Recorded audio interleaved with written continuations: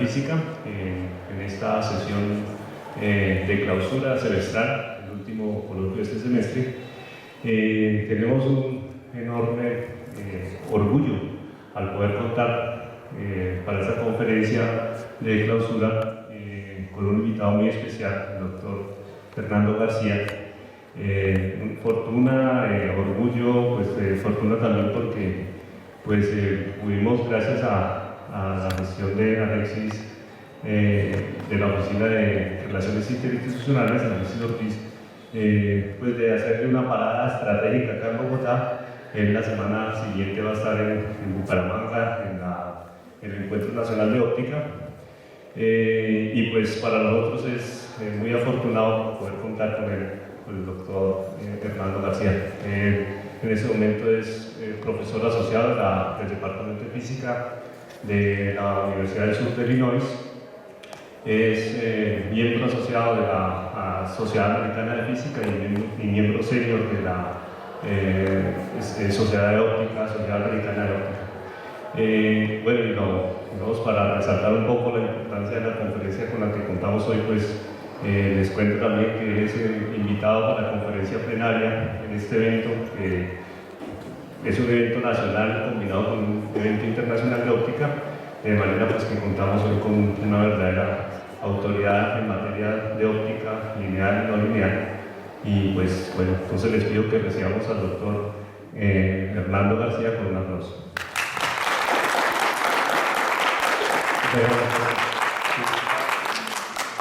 Y pues gracias a ustedes por venir acá, porque van a sufrir un rato, ¿no? Sí. Gracias a Alexis por la invitación. Aproveché para estar un par de días aquí en Bogotá y ahí irme para Bucaramanga el domingo. ¿Qué pasó acá? Ok, entonces pues aproveché y quiero comentarles un poco del trabajo mío. Es un trabajo experimental, trabajo en fotónica. Antes de irme para la universidad trabajé en laboratorios Bell durante 14 años.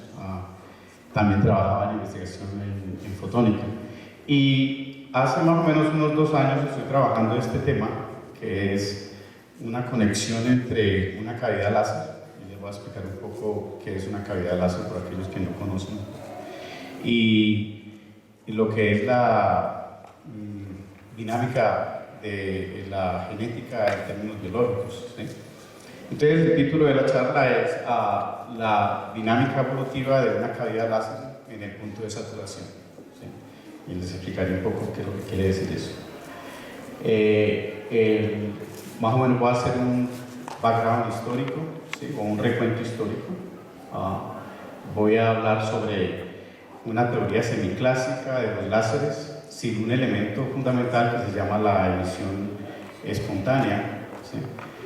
Después voy a introducir el concepto de emisión espontánea y por último voy a hablar de una ecuación que se llama la ecuación de Fokker-Planck, una ecuación que se utiliza en dinámica de fluidos, se utiliza en teoría de probabilidades. Voy a hablar un poco de lo que es la dinámica de los sistemas evolutivos y por último voy a hacer una conexión a través de un concepto de matemática que se llama concepto isomórfico, en el cual voy a mostrar de que en realidad las ecuaciones que describen un comportamiento de láser son equivalentes a las ecuaciones que describen la propagación de un gene en un ecosistema, ¿sí? Por último vamos a hacer una ecuación que se llama la ecuación de Kolmogorov, que básicamente es la misma ecuación de Fokker-Planck, y a lo último vamos a hacer algunas conclusiones. ¿Ustedes en qué departamento están la mayoría? ¿Quiénes están en física? ¿Algunos en ingeniería eléctrica? ¿Sí? Todos me imagino que están familiarizados con las ecuaciones de Maxwell, ¿cierto? ¿Sí? Ok, entonces eso es lo que vamos a necesitar solamente, las ecuaciones de Maxwell.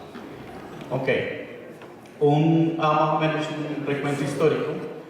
La idea de utilizar la emisión estimulada de luz para la construcción de un láser, ¿sí? Se remonta más o menos a esta persona, Gordon, ¿sí? Sager, y independientemente de estos dos rusos, Basov y Prokhorov, en 1954 plantearon que se podía hacer un amplificador a través de lo que se llama emisión estimulada. Era un concepto que había emitido Albert Einstein más o menos en el año 1905, cuando habló de emisión estimulada en un sistema atómico, ¿sí? Eso dio como resultado el primer máster que se construyó en la Universidad de Columbia en Nueva York, y que significa amplificación de microondas a través de emisión estimulada de radiación, ¿sí? Después de ahí, entonces, este señor Thomas y Shaw en Bell Labs plantearon la idea de extender el máster que se estaba dando en la zona de las microondas a la región óptica, ¿sí? O sea, a la cuestión de la luz visible, ¿ya? Y entonces utilizaron una cavidad como un resonador y un grupo de átomos como un sistema de ganancia, ¿ya? Y a eso se le conoce con el nombre de radiación estimulada, ¿sí? Emisión de radiación a través de estimulación, ¿sí?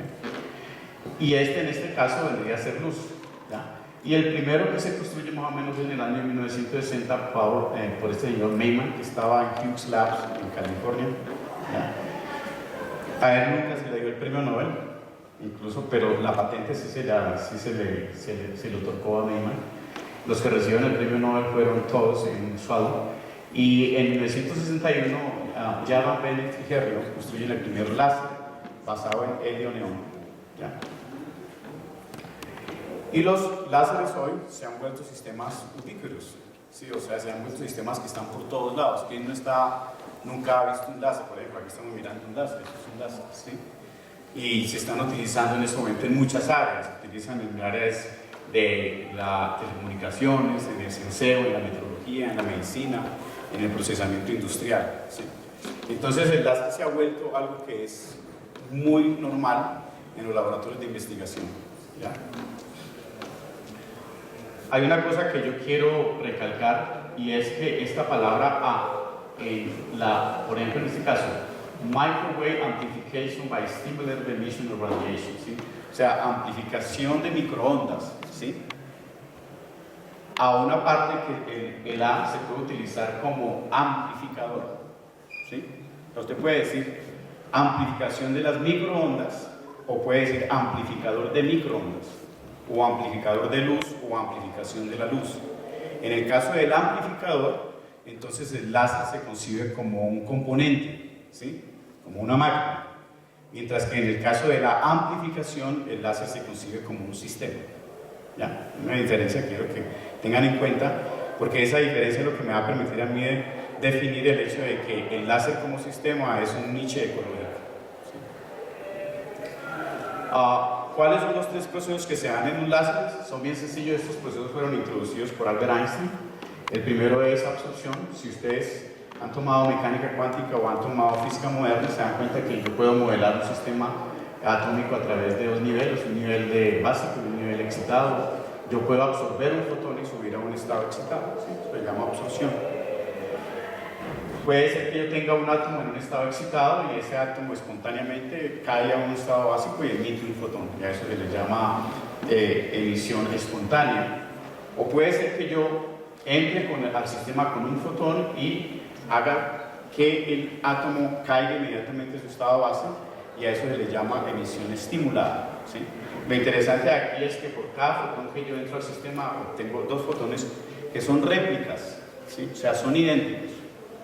El único que no tiene la misma identidad en términos de propiedades electromagnéticas es este fotón que se emite como una forma espontánea, ¿sí?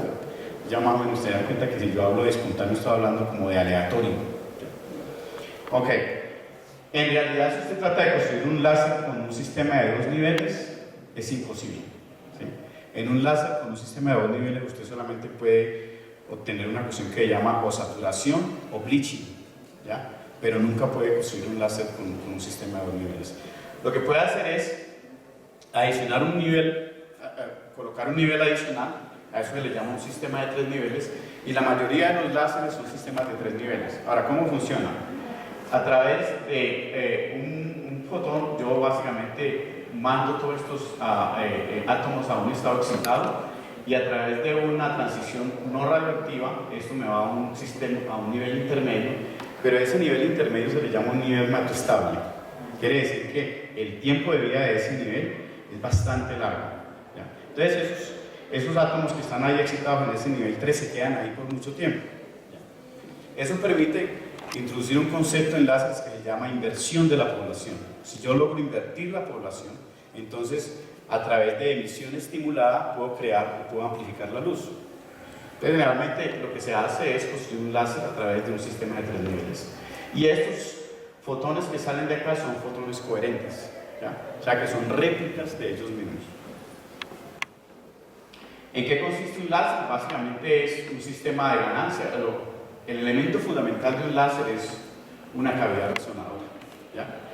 Y esa cavidad resonadora yo después voy a introducirla desde el punto de vista del concepto de selección, porque es la cavidad resonadora la que permite a mí seleccionar ciertos rayos de luz y eliminar otros. Dentro del láser hay un sistema de ganancia, ¿ya? Es lo que llama un gain medium. Ese gain medium puede ser un gas, puede ser un sólido, puede ser un semiconductor, depende del láser que usted esté construyendo. Pero entonces elementos fundamentales son una cavidad resonante, un sistema de ganancia, y aparte tiene que tener un sistema exterior que hace un bombeo para que pueda iniciarse el funcionamiento del láser. ¿Ok? ¿Alguna pregunta hasta ahí? Todos estamos claros en lo que he dicho hasta ahora. Ok, perfecto. Bueno, ¿cuáles son las asunciones básicas del comportamiento de un láser sin emisión espontánea? Estoy eliminando ese concepto de emisión espontánea, ¿ya? Porque esa emisión espontánea es lo que yo les estoy diciendo, es ese concepto aleatorio, y que yo después les voy a explicar a qué es equivalente al concepto aleatorio en física. Primero yo asumo, ¿sí?, que hay átomos en el sistema de ganancia, o en el medio de ganancia, y esos átomos tienen una transición que está en resonancia con la luz con que yo estoy bombeando el láser, ¿okay? O sea que hay una transición resonante, que por lo tanto de alguna manera yo puedo invertir la población del sistema. Además, asumo que la onda electromagnética que está propagando en la cavidad láser es una onda clásica. No estoy asumiendo ningún tipo de mecánica cuántica ni de física moderna. O sea que es una onda clásica, y esa onda clásica tiene una frecuencia omega 0, ¿sí?, que está cerca a la resonancia dentro de la cavidad. ¿Okay? Los fotones que entran a la cavidad y excitan esa transición, entonces excitan un momento dipolar, ustedes deben de conocerlo en física, y ese momento dipolar contribuye a la polarización macroscópica del sistema. Y esa polarización macroscópica del sistema después se introduce como una fuente, ¿sí?, de radiación electromagnética. Y en ese momento entonces lo que hago yo es que calculo el momento dipolar utilizando la teoría de la mecánica cuántica, ¿ya? Es fácil. La suma de todos esos dipolos constituyen una polarizabilidad macroscópica, ¿sí?, y esa polarizabilidad macroscópica actúa como un término de fuente en las ecuaciones de Maxwell. Ahora, para empezar, vamos a tomar todas las ecuaciones de Maxwell, ¿sí? Y en las ecuaciones de Maxwell lo que yo voy a introducir un término de conductividad óhmica, ¿sí? Y ese término de conductividad óhmica me ayuda a desarrollar un término de corriente eléctrica, ¿ya? Básicamente, estas son cosas que se introducen normalmente en las ecuaciones de Maxwell. Yo tengo las ecuaciones de Maxwell, ustedes más o menos saben cuáles son, ¿cierto? Esta se llama la ley de Gauss, ¿sí? Esta se llama la ley de Gauss para el magnetismo, esta se llama la ley de la inducción de Faraday, y la última se llama la ley de Ampere, ¿sí? Y estas dos últimas ecuaciones son las que, si ustedes han tomado física electromagnética, son las que le permiten a ustedes desarrollar lo que llaman las ecuaciones de onda, ¿ya? Ok. Entonces aquí el vector de desplazamiento es la suma de la polarizabilidad más el campo eléctrico, ¿sí? Y asumiendo de que la polarizabilidad y el campo eléctrico son funciones escalares, entonces yo tengo la ecuación de propagación de ondas, ¿sí? Pero esta ecuación de propagación de ondas tiene varios términos adicionales. Recuerde que, por ejemplo, en la onda regular este término no existe, ni este término existe, ¿ya?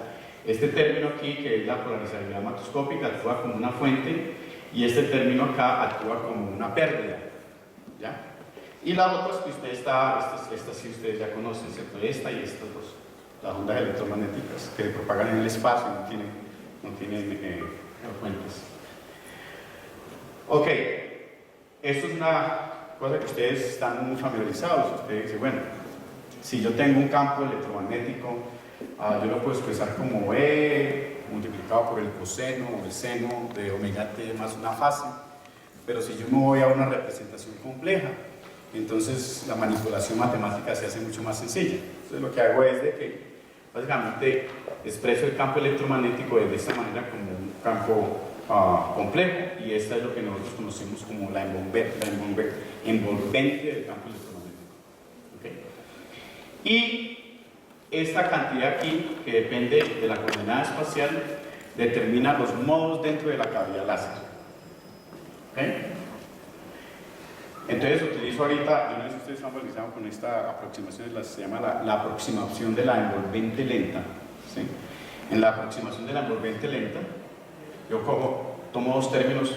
La derivada del campo eléctrico con respecto al tiempo es mucho menor que el campo eléctrico multiplicado por la frecuencia. Y la segunda derivada es mucho menor que la primera derivada multiplicada por la frecuencia. Esto me permite a mí entonces eliminar, bueno, estos son básicamente las funciones de base, que son las funciones de lo que llama Bloch, funciones de Bloch en la cavidad. Y entonces eso me permite a mí desarrollar esta ecuación, ¿ya?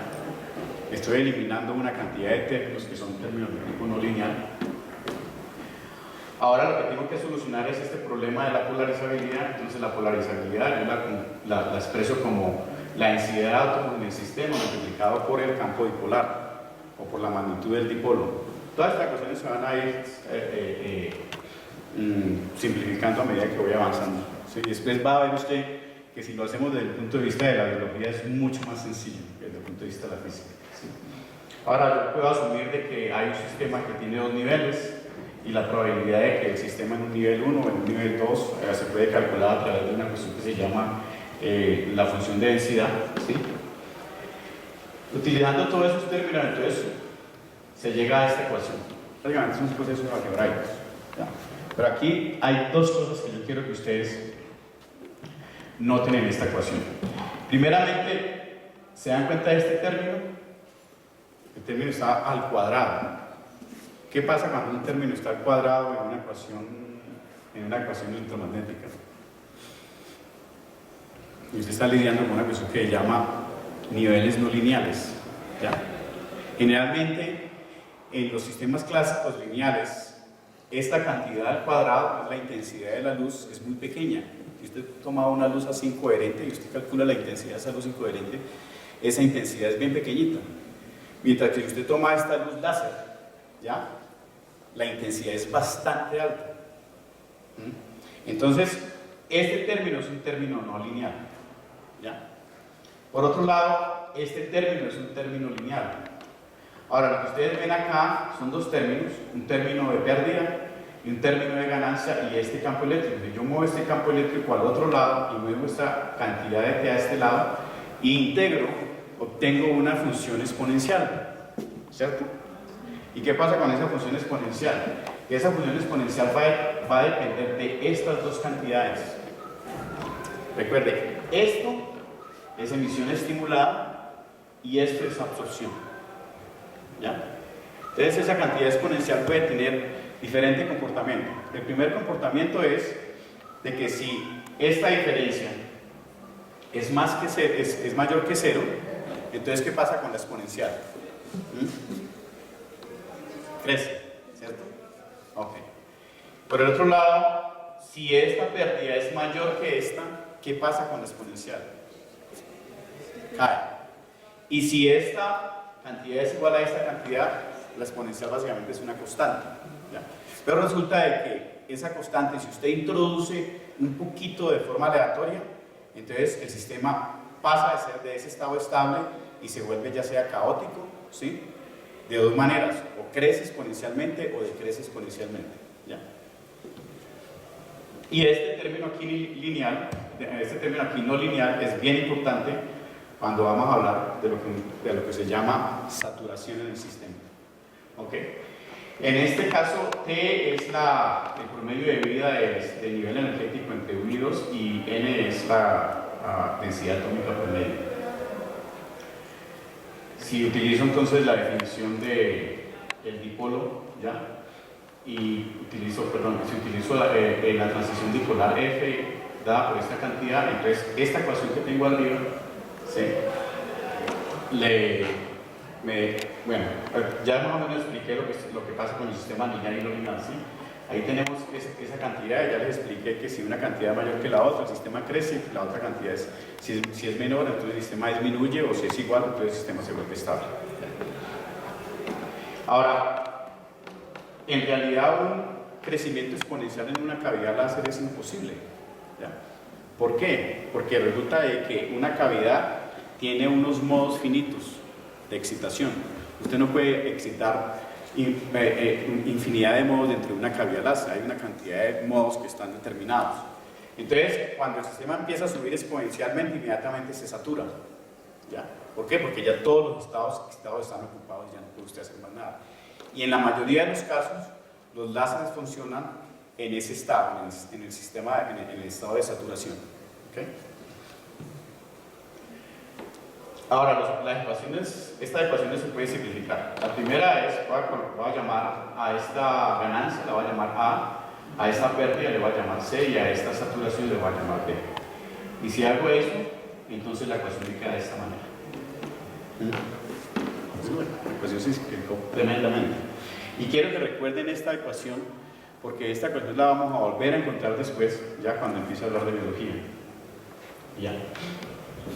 Ahora lo que hago es que tomo esta ecuación y transformo la ecuación a un sistema de intensidad y expreso entonces el número de fotones, ¿sí?, en términos de la intensidad y obtengo esta ecuación. Donde K es la división entre la ganancia total dividido por el parámetro de saturación. ¿Okay? Algunos de ustedes conocen esta ecuación, es bien famosa. Esa ecuación se llama la ecuación logística, es de logistic equation, ¿ya? Y la ecuación logística depende fuertemente del sistema inicial del sistema. Ahí, por ejemplo, digamos, para determinados valores de A y C, esta ecuación puede generar bifurcación, ¿sí? Ya que es bastante complejo. Pero no confundan el hecho de que usted básicamente esta ecuación logística es una ecuación que se conoce mucho en la gente que trabaja en teoría de caos, ¿sí? Pero no confundan teoría de caos con sistemas aleatorios, porque son completamente diferentes. Ok, una de las soluciones de esta ecuación es sencilla. Y si usted hace una gráfica del promedio de fotones dividido por K, como el tiempo, entonces usted ve que no pasa nada y de pronto el número de fotones empieza a crecer y se satura el sistema. ¿Ya? Básicamente eso es la física de la ecuación. Si nosotros definimos esta función, recuerde que n es el número de fotones y depende del tiempo, definimos esta ecuación como phi de t y escribo la ecuación de esta manera. Eso se le conoce en matemáticas y en biología se le conoce como la ecuación de replicador, ¿sí? O la ecuación replicante. Y describe la evolución o replicación de los fotones en la cavidad. ¿Okay? ¿Están pillando más o menos la idea para dónde es que voy? Ok. Ahora, la ecuación anterior describe el comportamiento de un láser dentro del punto de vista semiclásico y que no incluye emisión espontánea. ¿Ya? Entonces ahorita vamos a introducir emisión espontánea. ¿Por qué hay necesidad de introducir emisión espontánea? Primeramente porque un láser, primero, no es completamente monocromático, tiene cierto bandwidth, ¿sí? O sea, tiene cierto ancho de banda. ¿Ya? Y segundo, porque la intensidad de las propiedades del láser son altamente coherentes. Entonces se diferencia de la luz común y corriente, y eso es lo que hace que usted pueda distinguir la luz normal o la luz incoherente de la luz láser. Y es fundamental para describir la luz, es fundamental para poder describir las propiedades de la luz láser, introduciendo ese concepto de emisión espontánea. Okay. Entonces, vamos a introducir ese concepto de emisión espontánea. Estaba diciendo que el sistema no es completamente monocromático, entonces introducimos ese concepto de emisión espontánea. Y ese término fue introducido por Risken y Lass como ad hoc. O sea, ellos dijeron, bueno, aquí tengo la ecuación que les mostré ahorita de la cavidad láser y voy a introducir un sistema que emite, que fluctúa con el tiempo, pero es random. ¿Cómo se dice random? Aleatorio, ¿cierto? Sí, es aleatorio, ¿ya? Y lo primero que tengo que hacer es yo describir cuáles son las propiedades de esa función aleatoria. Bueno, todas son iguales, ¿ya? Entonces, lo primero que hace Lax es, dice, ok, el ruido que es aleatorio va a tener una distribución gaussiana, ¿sí? Va a ser una distribución gaussiana. Segundo, el tiempo de correlación de ese ruido es mucho menor que el tiempo de vida, de los niveles energéticos que estábamos hablando, de 1 y de 2. Y por lo tanto, entonces puede decir de que el sistema es un sistema markoviano, o sea, que básicamente es un ruido aleatorio de tipo Markov. ¿Qué quiere decir eso? De que el fenómeno actual depende del tiempo precedente, pero no del tiempo anterior. Y por lo tanto, podríamos decir que es un tiempo que es memoryless, o sea, que no tiene memoria. ¿Ya? Y entonces, nosotros definimos que este es mi ruido, vea que de la ecuación que había introducido antes, queda así, este es mi ruido, pero ese ruido va a ser, el primer momento, el promedio de ese ruido va a ser 0. ¿Ya? Segundo, la primera correlación entre tiempos diferentes va a ser 0, y la variación, o la variación de eso va a ser 4 QS por una función de delta. ¿Ya? Eso es en el caso del campo eléctrico. Y eso lo puedo ya hacer porque básicamente ya les he dicho a ustedes de que el sistema es markoviano, y segundo, de que la distribución probabilística es gaussiana. Entonces me permite a mí definir el ruido de esa manera. Y entonces encontramos de que esta ecuación, ¿sí? Cuando usted mira en matemáticas, es lo que llama una ecuación de Legevin. ¿Okay? Y esa ecuación de Legevin tiene una solución con una ecuación que se llama la ecuación de Fokker-Planck. Y la ecuación de Fokker-Planck lo que hace es que habla de probabilidades de difusión. O sea, que mira la probabilidad como un fluido que va avanzando, y entonces usted puede determinar, por ejemplo, en el caso del láser, por ejemplo, yo puedo determinar cuál es la distribución de intensidades como función del tiempo, ¿sí? A medida de que yo hago que el láser empiece a crecer. ¿Ya? Y esa ecuación de Fokker-Planck más o menos se expresa de esta manera. Este es el promedio o el primer momento, y este es el segundo momento del campo eléctrico, y esta es la probabilidad de distribución del campo eléctrico y el tiempo. Y esta ecuación tiene ciertas soluciones, no siempre son soluciones, no siempre es fácil de solucionar, de encontrar soluciones de esta ecuación. A esta cantidad aquí, este parámetro aquí, se le llama el vector de drift. ¿Okay? Y ese vector de drift es fundamental también en biología. Ok, estamos hablando de que este es el primer momento de la fluctuación y este es el segundo momento de la fluctuación, y por lo tanto podemos escribir la ecuación de Fokker-Planck de esta manera. Recuerden esta ecuación porque la vamos a volver a encontrar otra vez. Even though it looks complex, parece compleja, en realidad tiene ciertas soluciones sencillas. Y por ejemplo, bueno, no me voy a adelantar. Ok, ya más o menos tienen una idea, ¿cierto? Hablamos de la ecuación logística, ¿sí? Hablamos de caos, dijimos de que la ecuación semiclásica que describe la luz en una cavidad óptica, no predice las propiedades del láser, sino que hay que introducir una función aleatoria, y hemos dicho que esa función aleatoria tiene que ser markoviana, que tiene que tener una distribución gaussiana. Y al hacer eso, entonces encontramos de que la ecuación que estamos lidiando es una ecuación de Legevin, y la ecuación de Legevin se puede escribir como una ecuación de probabilidades, de distribución de probabilidades con respecto al tiempo, de esta manera. ¿Ya? Y de ahí puedo calcular todos los momentos de la intensidad del campo eléctrico, etcétera, etcétera. Ok, hablemos ahorita de dinámica evolutiva. ¿Ya?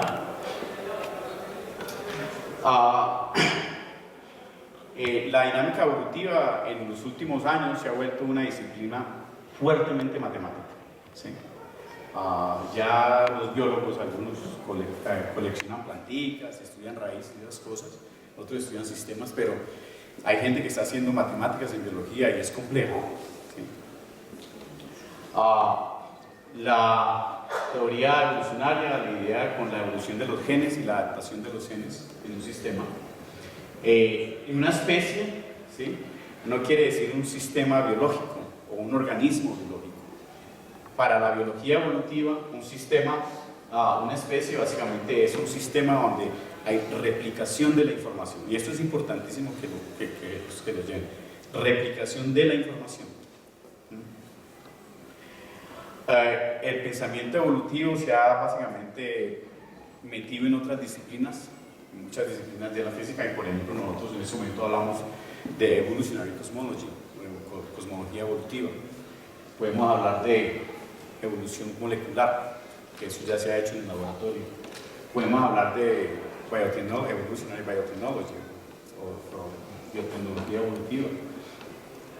Lo importante que hay que entender es que donde hay transferencia de información y hay replicación de la información, ¿cierto?, hay un sistema evolutivo. Y básicamente las mutaciones en un sistema evolutivo solamente son el resultado de una transferencia de información mal hecha, o sea que se pierde algo en el mensaje. Selecciones en diferentes tipos de mensajes emergen cuando un mensaje se adapta mucho más fácil al nicho. ¿Sí? Pero básicamente es replicar información. ¿Sí? Esa replicación de información conlleva a diversificar el sistema, y el sistema se vuelve selectivo cuando uno de los mensajes se adapta más al nicho ecológico. ¿Ya? Por lo tanto, mutaciones más selección, ¿sí?, es básicamente evolución. Usted muta y usted selecciona, y básicamente es lo que es la evolución. ¿Cuándo empezó esto? En realidad, Charles Darwin no inventó la evolución. El que básicamente empezó a trabajar en sistemas evolutivos fue Jean-Baptiste Lamarck. ¿Okay? Darwin descubrió uno de los mecanismos de la evolución, lo que era la selección, ¿sí?, que ustedes conocen como el que sobrevive el más fuerte, ¿ya? Y resulta de que ese concepto se amplía en biología, y ya no solamente sobrevive el más fuerte, sino que hay un método en el cual sobrevivimos todos, ¿ya? Y hay un método en el cual sobrevive el primero que llega al nicho ecológico, o sea que hay muchas variantes de lo primero que empezó a hacer Charles Darwin. Mendel, ¿sí?, fue el primero en que empezó a trabajar con la famosa teoría de la herencia, ¿ya? Introdujo el concepto de genes. Entendió, por lo tanto, de que una especie sobrevive entre más diversificado sea la herencia que transmite, ¿ya? Por lo tanto, por ejemplo, especies que son monógamas, ¿cómo se dice? Monógamas tienden a desaparecer, ¿ya? Mientras que especies que hacen poligonía son especies que sobreviven mucho más porque los genes están diversificando mucho más. En 1920, Fisher, Haldane y Britt unificaron la teoría evolutiva a través de una teoría matemática, ¿sí?, e introdujeron el concepto de selección de Darwin y el concepto de la herencia desde el punto de vista de Mendel. ¿Ya? En 1950, Moto Kimura introdujo en el concepto de evolución una cuestión que se llama difusión, ¿ya?, y desarrolló toda la teoría matemática para estudiar cómo un gen que se introducía en una población se iba esparciendo por la población, ¿ya?, y hasta qué punto se hacía parte de la estructura estructura genética de la población, a través de un mecanismo que él le llamó random drift. ¿Sí? ¿Ustedes alguna vez han estudiado el problema en física que se llama el problema del random walk? O la caminata aleatoria, ¿esto se llama? ¿Sí? Se llama caminata aleatoria. ¿Sí? Es el random drift o random walk o caminata aleatoria es el que permite determinar si yo avanzo acá, cuál es la probabilidad que tengo de llegar a ese punto. Cuando yo estoy trabajando en un sistema markoviano, ¿ya? El ejemplo más sencillo que yo le doy a mis estudiantes es el mejor ejemplo para describir la caminada aleatoria es un borracho. ¿Sí? Imaginen que usted está borracho y sale del bar y su casa queda a una cuadra. ¿Cuál es la probabilidad de que en una hora usted va a llegar a su casa sabiendo que por cada step que usted da, o sea, por cada paso que usted da, usted se le olvidó el anterior?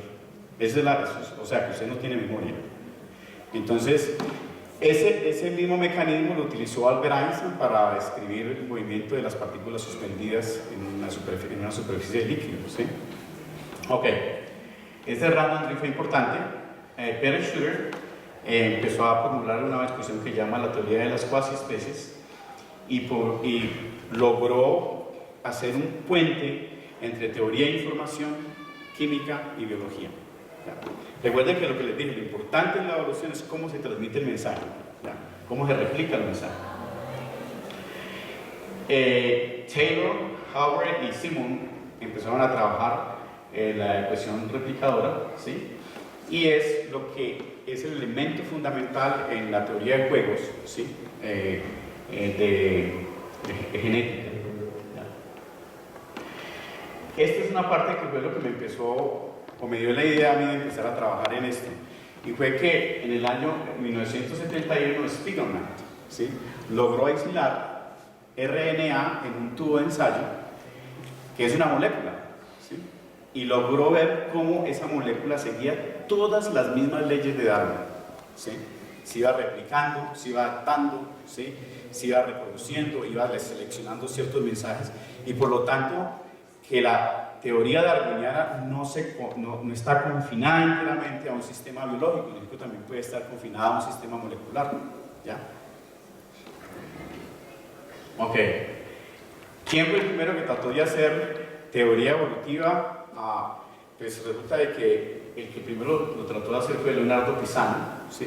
A veces le conoce como Fibonacci, que quiere decir Philos Bonacci o hijo de Bonacci, y que publicó en el año de 1220 un libro que se llama Liberace. Y en Liberace él hacía el primer cálculo de cómo se reproducen los conejos. ¿Ya? Entonces empezó diciendo, bueno, hay que hacer cierta hipótesis de cómo se reproducen los conejos. Lo primero es que una pareja, ¿sí? Cuando llega a la edad adulta, tienen tendencia a reproducirse. ¿Ya? Y la primera aproximación que dio es, ok, al primer mes de adulta, estos van a tener otros 2 conejitos. Y esos 2 conejitos van a esperar un mes para reproducirse otra vez y van a tener otros 2 conejitos, ¿cierto? Pero estos que quedaban atrás se siguen reproduciendo. Entonces, la primera es que tienen la tendencia a reproducirse. En un mes, ellos producen otros 2 conejitos. Los conejitos viven para siempre, ¿sí? Y el número de conejos se actualiza cada mes. Entonces se encuentra esta serie, ¿ya? En el primer mes, lógico, no hay nada.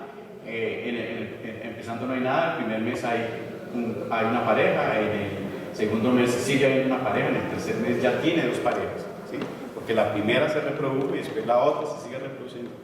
Y así hasta formar una ecuación recurrente, ¿sí? Esa ecuación recurrente tiene el famoso Golden Ratio, que es que el término actual y el término precedente siempre tienen este radio, que es 1 más raíz cuadrada de 5 sobre 2. Y a esa se le conoce como la serie de Fibonacci, ¿sí? Que entre otras cosas, cuando Leonardo da Vinci, cuando Tom Hanks hizo la película de Da Vinci Code, habla de la serie de Fibonacci, pero no es ningún misterio, básicamente cómo se reproducen los conejos. ¿Sí?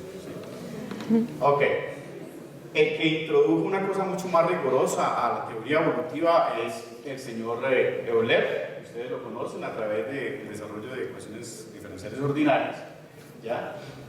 Y entonces él dice de que una población, la evolución temporal de una población se puede describir como esta ecuación, que es que como varía la población con respecto al tiempo es igual a R por M, ¿ya? Donde R, ¿sí?, es lo que le llama el parámetro de Malthus de crecimiento, ¿ya? Ahora, ¿qué está incluido en R? En R está incluido el de, ¿se dice rata de muerte? ¿Sí? ¿Se dice rata de muerte? Cuando se rate of death. ¿Sí? Sí, o sea, la cantidad de gente que muere menos la cantidad de gente que nace menos la cantidad de gente que muere. ¿Sí? Eso es R. Entonces, se puede aplicar a células, ¿ya? Entonces, en este caso A es la división de células y el C es la muerte de células y A menos C es igual a R. Y la solución de esta ecuación es una solución exponencial, ¿ya? Ahora, esa función depende de la diferencia entre A y C. Si están naciendo más células que las que se están muriendo, entonces hay un crecimiento exponencial, ¿cierto? Si la cantidad de células que están naciendo son menores de la cantidad de células que están muriendo, entonces hay un decrecimiento exponencial, ¿sí? Y si la cantidad de células que nacen es igual a la cantidad de células que mueren, entonces no cambia nada, pero eso básicamente es inestable, ¿sí? Porque en este caso cualquier variación hace de que usted crezca exponencialmente o decrezca exponencialmente. Ok, están ya familiarizados con esta ecuación, ¿cierto? Ok, ahorita miremos otra cosa. Aquí vamos a introducir un concepto bien sencillo, lo que llama the basic reproduction ratio, o sea, la rata de reproducción básica, que es A sobre C, y lo cual es importante en un nicho ecológico, ¿ya? A esto se le conoce en tecnología, en una cantidad de partes. Y resulta de que ese cociente entre A y C, si es mayor que 1, entonces la población crece, ¿ya? Ahora, resulta de que una población no crece para siempre, ¿ya? Si nosotros creciéramos para siempre vamos a estar jodidos. Entonces, lo que hay que ver es de que depende del sistema, depende del nicho ecológico en el cual usted viva. A eso se le conoce como recursos, ¿ya? Por ejemplo, si usted vive en un nicho ecológico donde hay producción de naranjas y la gente se come una naranja diaria y hay producción de 100 naranjas y hay 200 personas que va a haber hambre, ¿cierto? Entonces el crecimiento del sistema depende, ¿sí?, de la cantidad de recursos que hay en el sistema. Y eso lo introdujo a Jean Verhulst, introduce ese concepto como un concepto de campo y escribe la ecuación diciendo de la siguiente manera: así se reproduce el sistema, pero yo tengo que tener en cuenta la capacidad del nicho, que el nicho no me va a mí hacer crecer indefinidamente. Va a haber un momento en que ya los recursos se acaban y entonces el sistema se va a saturar. Y esta ecuación tiene esta solución, ¿ya? ¿Dónde encontramos esta ecuación? En el láser, la misma ecuación del láser, ¿ya? En fact, esta ecuación es la misma ecuación logística que se utiliza para la descripción del láser. Recuerde, aquí no hay todavía mutación, ¿ya? ¿Qué es lo que le faltaba a esa ecuación cuando yo trabajé esta ecuación al principio con la teoría semiclásica? Que no había introducido la mutación, ¿cierto? Pues en ese momento yo no le llamaba mutación, yo le llamaba espontáneos emisión, ¿sí? O emisión espontánea. Pero una de las cosas que le había dicho yo a ustedes de la emisión espontánea es de que si la cavidad tiene un concepto de selección, porque la cavidad es la que selecciona cuáles son los modos que sobreviven en la cavidad, ¿ya? Esa emisión espontánea muchas veces me puede producir un fotón que no tenga las mismas características de los modos en la cavidad, ¿ya? Hay algunas que pueden adaptarse a la cavidad y sobrevivir, como otras desaparecen, ¿ya? Ok, entonces ahí empecé yo a trabajar y dije, bueno, aquí hay básicamente mucha correlación. La reproducción celular se puede básicamente definir como emisión estimulada, ¿sí? Segundo, Segundo, la muerte de células, ¿sí? En el láser la vemos como una rata de absorción, ¿sí? El sistema está absorbiendo fotones, ¿ya? The carrying capacity of the gate media, o sea, la capacidad del medio para que todas las especies sobrevivan. En este caso, básicamente es el radio, es el cociente entre la ganancia neta del sistema, ¿sí? Y el parámetro de saturación. Eso es lo que yo conozco como K. ¿Sí? Entonces, la rata de reproducción, ¿sí? Y la ganancia, ¿sí? Es lo que se conoce como la absorción en la cavidad láser y corresponde a un peso de oro. En este caso, la cavidad láser va creciendo. Y el nicho ecológico, básicamente, es la cavidad en sí. ¿Okay? Si yo defino esta ecuación de esta manera y ya empiezo a trabajar con muchas especies, ¿ya? Con especies que tienen cierta variación genética. Si ustedes alguna vez toman una clase en láseres, ustedes se van a dar cuenta de que, por ejemplo, el libro más avanzado sobre láser que yo conozco es un libro por Mendel y Gold, ¿sí? Y en ese libro tratan básicamente el láser más complejo es un láser de 2 modos. ¿Okay? Pero si usted coge la ruta desde el punto de vista de la biología y dice, no, porque yo no estudio mejor un láser de 2 modos desde el punto de vista de un nicho biológico. ¿Ya? Y resulta que los biólogos han hecho mucho trabajo sobre esto. Entonces, en ese caso, yo puedo hablar de que tengo básicamente muchas poblaciones fotónicas dentro de la cavidad, que la suma de toda esta población es igual a la población total del sistema, y entonces puedo escribir estas ecuaciones, que son ecuaciones que los biólogos ya habían trabajado hace mucho tiempo y que tienen soluciones para ellas. ¿Ya? Para los biólogos es muy normal tomar un nicho ecológico, tomar una cantidad de especies y básicamente desarrollar modelos matemáticos a ver cómo esas especies luchan entre ellas, ¿sí? Para sobrevivir, selección, mutación, ¿sí? Entonces, si yo lo hago desde el punto de vista de la biología, las ecuaciones que yo encuentro, por ejemplo, digamos, para el caso de 2 modos dentro de una cavidad, ¿ya?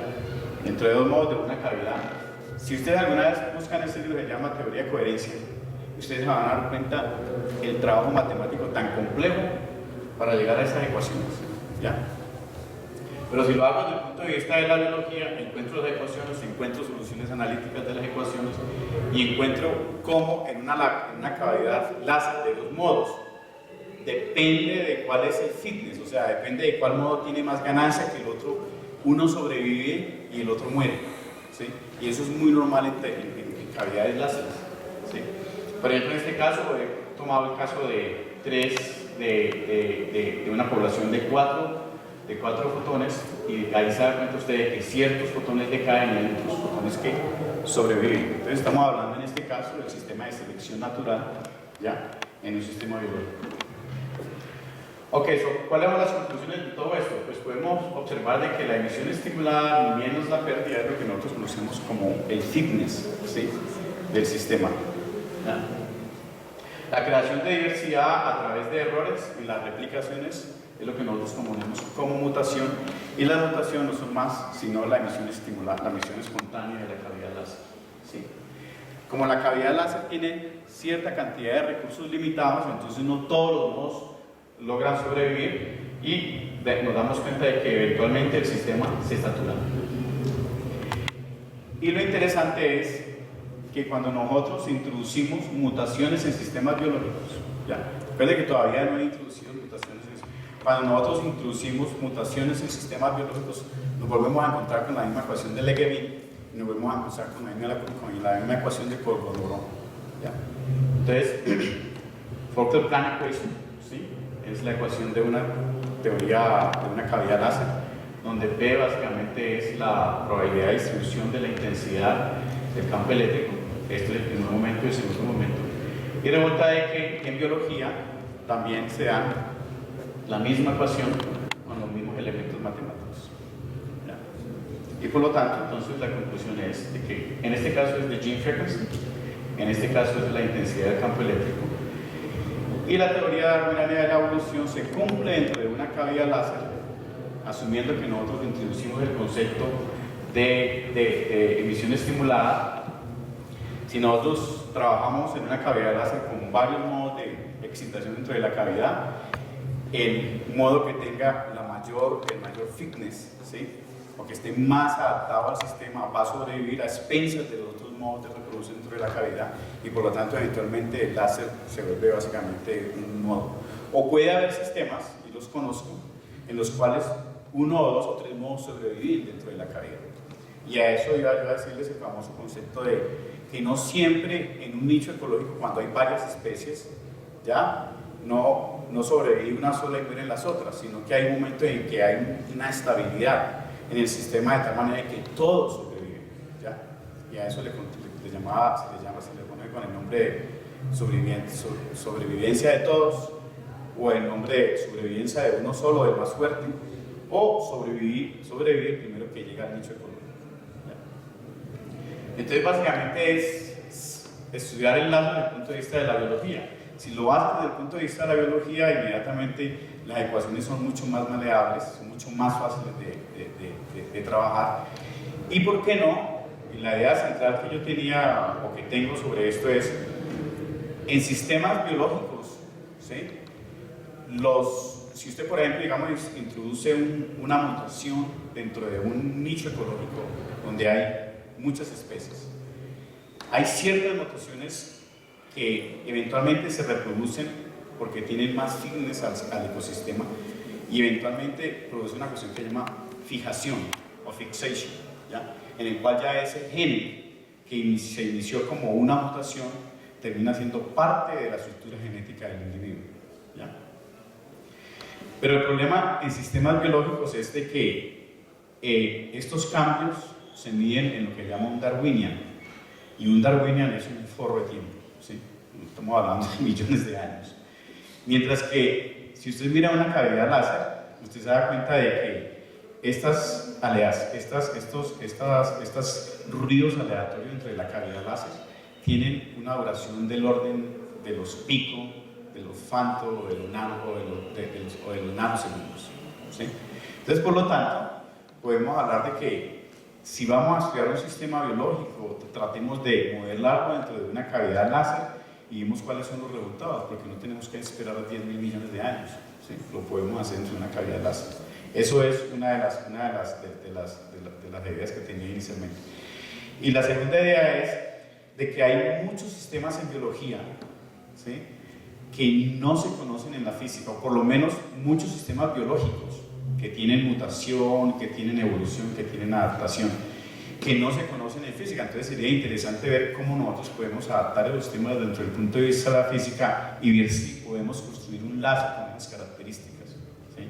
Por ejemplo, en el caso de ciertos sistemas biológicos se asume que la distribución es de tipo binomial, ¿ya? Y el primero y el segundo momento tienen ciertas propiedades. Nunca he visto en física, por ejemplo, que se haga la inversa. La ecuación de Kolmogorov que estamos hablando, de esta ecuación se llama the forward Kolmogorov equation, o sea, es una ecuación que va hacia el futuro, ¿sí? Mientras que usted puede decir, ok, si yo empiezo, en biología se hace el siguiente planteamiento: si yo tengo un gene inicial y dejo que ese gene evolucione en el tiempo, esta distribución de probabilidad, ¿cómo me dice a mí que ese gene se va a acoplar o adaptar en la población? ¿Ya? O yo puedo irme a la inversa. Por ejemplo, yo puedo decir, si yo conozco cuál es la probabilidad de fijación, ¿ya?, entonces, ¿cómo yo tengo que ver que ese gene sea las condiciones iniciales para que esa probabilidad me dé?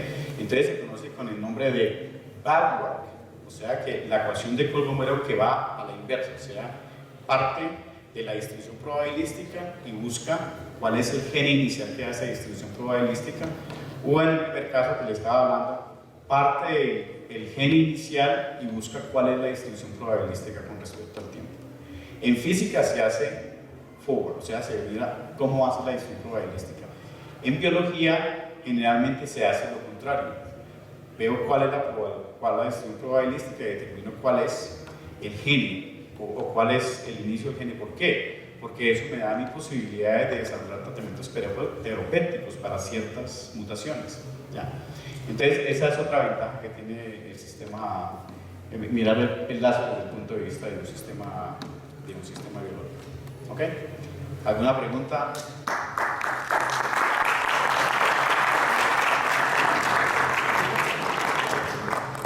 Preguntas. No van a pensar que cuando yo hablo de evolución y de láser, quiere decir que los laceritos se van a reproducir solos, se van a salir caminando, eso no tiene nada que ver. Por eso les dije, la aclaración que les hice fue bien, o sea, lo que les dije fue bien claro. La palabra A en el láser puede ser amplificador y es un device, ¿sí? O puede ser amplificación y en ese caso es un sistema. ¿Ya? Ok. ¿Preguntas? Todo quedó muy claro. Carlos tiene una pregunta ahí. ¿No? Con cara de preguntar, ¿no? Pues, bueno. Ah, sí.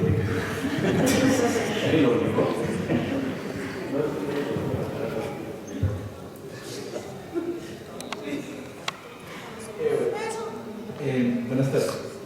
Digamos, en el funcionamiento del láser, en la parte de funcionamiento, ¿en qué consiste ese bombardeo? O sea, ¿cómo se genera así para producir los fotones de láser? Claro, pues ahí se bombea. ¿Sí? No, o sea, eso es lo que se hace. Sí, me quiero darle, porque hay una cosa que ahí. A ver.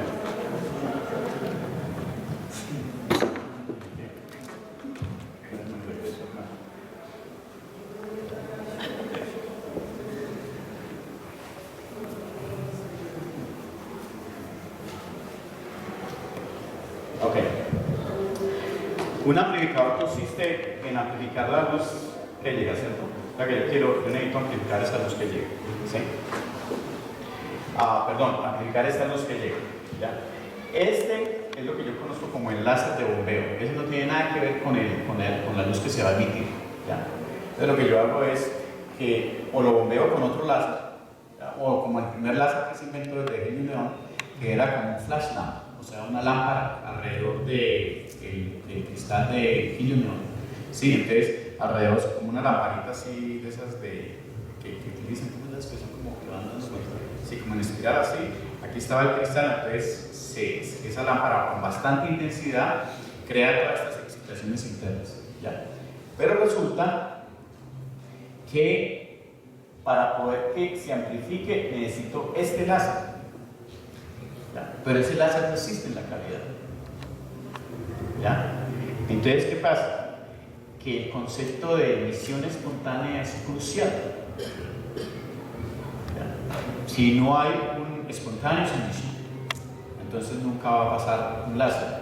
Y resulta de que las probabilidades o los chances de que esta transición aquí exista, ¿sí? Y produzca ese fotoncito, ¿ya? Como crear algo de la nada, ¿me entiendes? ¿Sí? Son finitas. O sea, no es cero, ni tampoco es muy grande, pero son finitas. Entonces se produce ese espontáneo emission, ¿okay? Y de ahí entonces el láser crece. ¿Ya? A eso se llama como small noise gain, ¿ya? Que es. Y resulta de que cuando yo le hablé a usted, les hablé de la teoría del láser que no utiliza emisión estimulada, ¿ya? Hay que introducirla y es fundamental. Mientras que yo hago la teoría del láser desde el punto de vista cuántico, ese ruido aleatorio sale naturalmente. Pero es fundamental.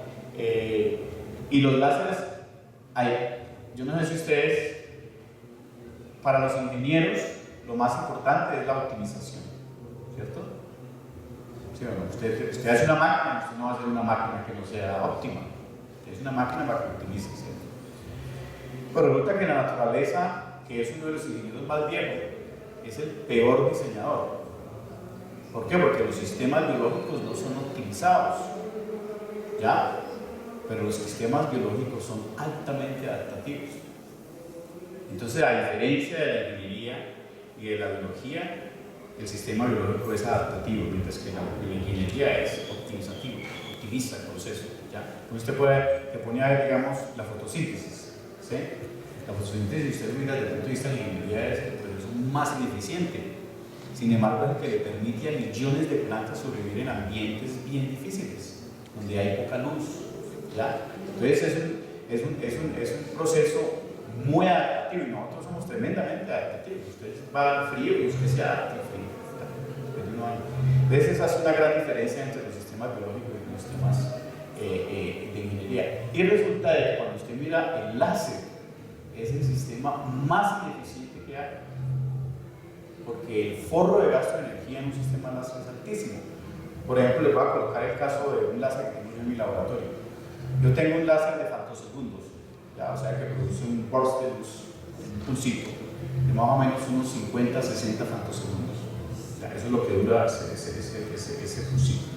Y produzco uno cada 9 nanosegundos. ¿Ya? ¿Para qué lo utilizo? Para estudiar transiciones rápidas en semiconductores, por ejemplo. Ahora, yo excito y el siguiente pulsito me llega a 9 segundos después. Entonces usted pone a mirar toda la dinámica del sistema, sucede en esos 150 o 200 femtosegundos, porque usted dice, bueno, si 50 femtosegundos es un año, entonces, ¿cuántos son 10 nanosegundos? 1.000.000 de años. ¿Vale? Entonces, yo excito y el siguiente pulso llega a 1.000.000 de años después. Entonces, todo lo que yo excite aquí lo puedo ver. Ese láser está en el near infrared, o sea, en el infrarrojo cercano, 780 nanómetros. Él mira con un color rojo. Ese láser viene de un medio de ganancia que está hecho de un cristal de zafiro dopado con titanio. Ese láser, para producir yo 500 milivatios de ese láser, lo tengo que bombear con 4 vatios de un láser verde. Esos 4 vatios de un láser verde yo los genero en un cristal no lineal de barium titanate dentro de una cavidad con 20 vatios de potencia para sacar 5. Y después de ahí 100, 200, 300 milivatios. O sea que usted se da cuenta de que en realidad un láser es un sistema muy ineficiente en términos de consumo de energía, ¿sí? Pero es tremendamente adaptativo en términos de generar los fotones que yo creo que yo quiero dentro de la cavidad. Y desde ese punto de vista yo creo que el láser se asemeja más a un sistema biológico que a un sistema de ingeniería. Ok.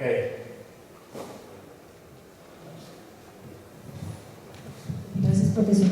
Cuando usted dice que uno podría simular sistemas biológicos utilizando la cavidad, ¿qué datos o qué información yo debería tener del sistema para poder, digamos, de alguna manera hacer esa simulación utilizando esa cavidad?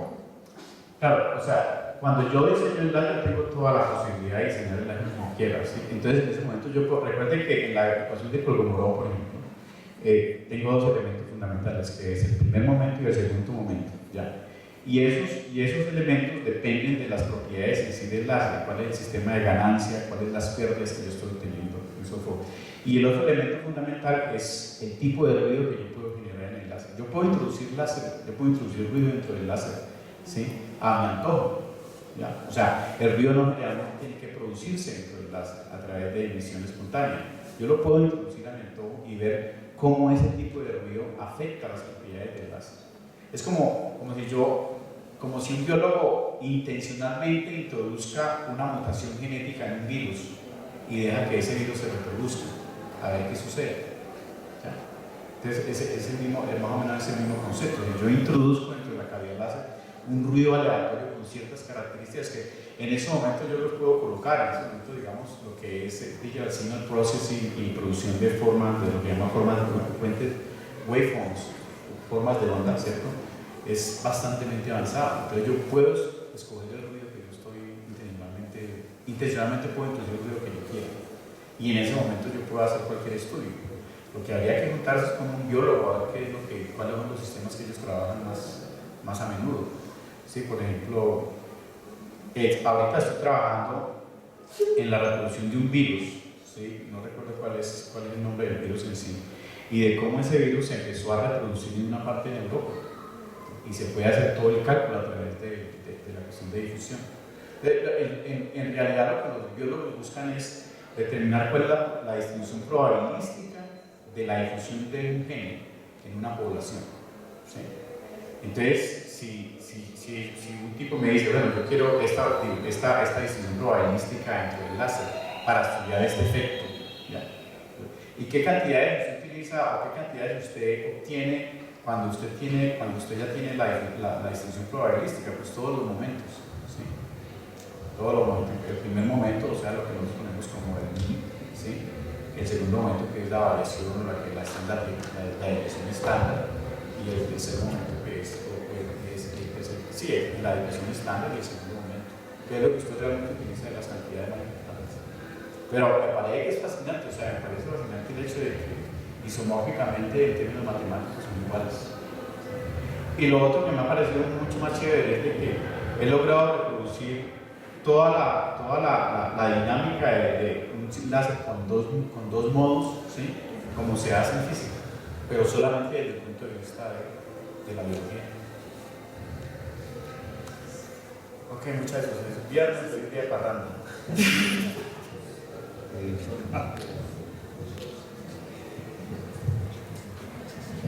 Buenas tardes. Gracias para preguntar. La gráfica gaussiana tendría información de la emisión y de la absorción, y esto se relacionaría con las células, con la reproducción y muerte de las células. Y si esto es así, ¿cómo se puede, o sea, con esa información obtenida, contrarrestar, por ejemplo, una plaga, la reproducción, no sé, de las palomas, o cómo se podría preservar una especie? Eso se podría analizar, o sea, desde el punto de vista físico. Yo creo que sí, porque recuerda cuando estaba hablando de un láser con dos modos de producción, o sea, con dos modos de excitación. En ese caso, tú lo que harías es trabajar con el fitness, ¿sí? O sea, ¿cómo se dice fitness en español? ¿Cómo? ¿Ajuste? No. Fitness es cuando una persona tiene más fuerza, como que es más atlético. ¿Cómo se dice? Sí, bueno, ellos le dicen, el fitness es la capacidad que tiene esa célula o esa especie, ese gen, ¿sí? De sobrevivir en el nicho ecológico, ¿sí? ¿Cómo tiene capacidad? Entonces, en ese caso se controla el fitness. El término sería dotado, lo que usted estaba intentando decir. Dotado, sí, ok. O sea,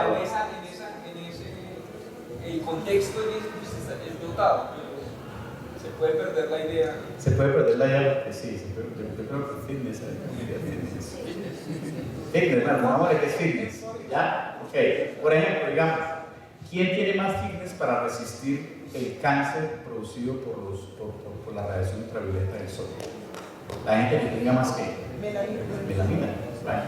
Entonces esa persona tiene más fitness en ese nicho ecológico, ¿ya? Mientras que otra persona que llegue blanca, y es una cuestión interesante. Ustedes sabían de que las personas de color oscuro, como por ejemplo en el caso mío, percibimos la luz o el calor más fácil que una persona blanca. Y yo tenía un estudiante de Bangladesh en el laboratorio y un estudiante americano. Entonces estaban trabajando y le dije al muchacho de Bangladesh, a Rajinder, le dije, Rajinder, coloque la mano en el láser. Y la colocó y ¡pum! Pegó el grito. Y le dije al americano, le dije, coloca la mano. Se quedó ahí. No sentía. Y usted no siente que está quemando, no siente. Entonces, volviendo a la pregunta, es básicamente jugar con el fitness del individuo, ¿sí? Para ver cómo se adapta o para ver cómo gestionamos su adaptación. En el caso del láser es cómo yo logro, por ejemplo, cómo yo podría controlar el fitness dentro de una cavidad láser. El gain media, el medio de ganancia, yo puedo básicamente controlar cuál es el profile del gain, ¿ya? Que se hace, ¿sí? Ustedes saben que en ese momento en las comunicaciones ópticas que se hacen por fibra se utilizan amplificadores, ¿cierto? Se utilizan amplificadores de ópticos, se llama se llaman amplificadores de Erbium, es una tierra rara. Y resulta que en ese amplificador de Erbium, como usted está metiendo una cantidad de longitudes de onda, entonces cuando llegan todas las longitudes de onda, el Erbium tiene un profile de ganancia donde está muy alto en el 1.5 micras, pero cuando usted se separa de ahí, inmediatamente esa ganancia cae. Entonces lo que yo hago es que básicamente controlo esa ganancia, reduciendo la intensidad de ciertas longitudes de onda para que las señales todas salgan con la misma cantidad de ganancia. Como en el caso del láser, los modos se van a reproducir más rápido y tienen más thickness, o sea que están más adaptados a ese medio de ganancia, entonces yo puedo controlar la ganancia dentro del láser, a ver cómo controlo cuáles se va y cuáles no se va. Y eso es lo que realmente se hace. En un láser lo que yo hago es básicamente controlar cuál es la ganancia específica a través de escoger el medio de ganancia y a través de escoger cuáles son la reflexión en los dos espejos que utilizo en la cavidad. ¿Okay? Tomando en cuenta el futuro de la aplicación de los láseres. El futuro de la aplicación, inmenso, inmenso. Yo creo que hay dos cosas que yo le digo a ustedes chicos cuando voy a las universidades. La primera es la nanociencia y la nanotecnología está permeando una cantidad de áreas en la sociedad moderna. ¿Sí?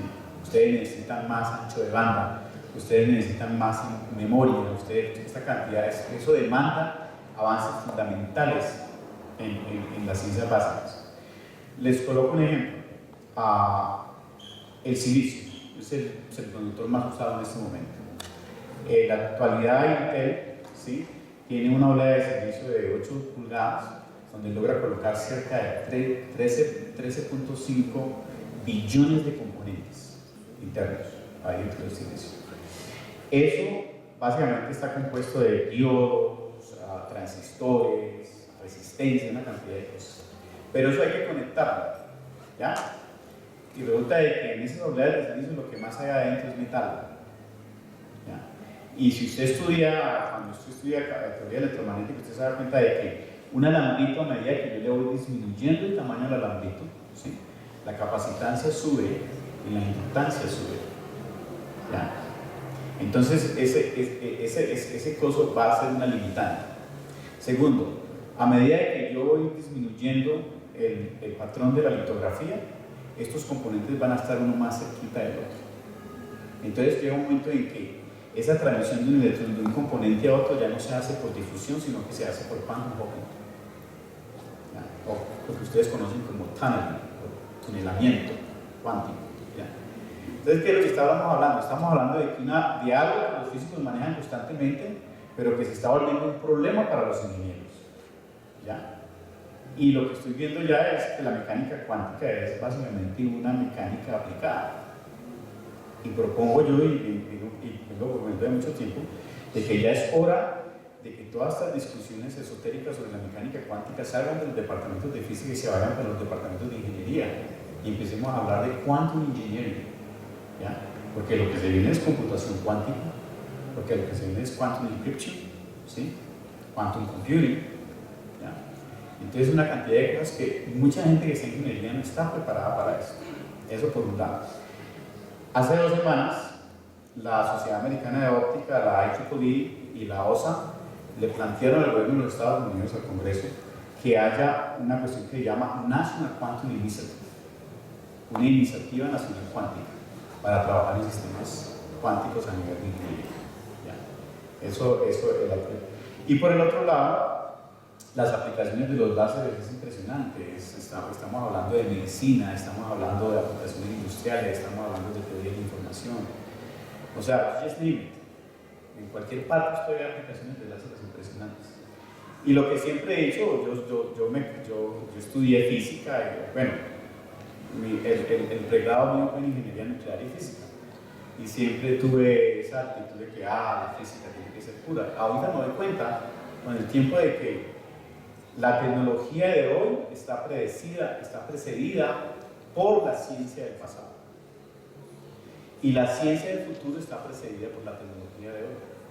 O sea que estamos hablando como de una, ¿cómo se dice? Como de una frontera muy tenue entre la ingeniería y las ciencias básicas, muy tenue.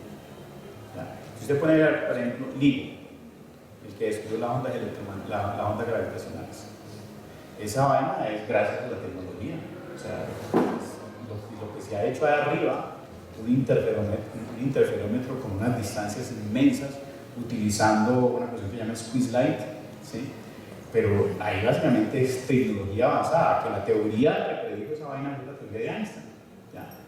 Pero básicamente es tecnología que nos permite observar el universo en otra dimensión. Y yo no sé si ustedes se dieron cuenta que hace poquito hubo una explosión que detectó LIGO, inmediatamente mandaron información a todos los observatorios astronómicos del mundo y ¡prum! Colocaban los telescopios hacia ahí, exactamente ya estaba la explosión. ¿Verdad? Que es lo que ya en ese momento ellos dicen, LIGO y estas ondas gravitacionales es un messenger. Ya tenemos un messenger que nos va a decir qué está pasando en el universo. Y eso gracias a la ciencia, pero también gracias a la tecnología. Por eso no miran a los pobres ingenieros como pendejitos que no saben nada. Lo que antes ellos deberían estar yendo otra vez donde los físicos. Yo quiero aprender esa vaina de la mecánica cuántica, por favor, enséñenme. ¿Sí? ¿Ok? Bueno, muchachos, muchas gracias. Muchas gracias.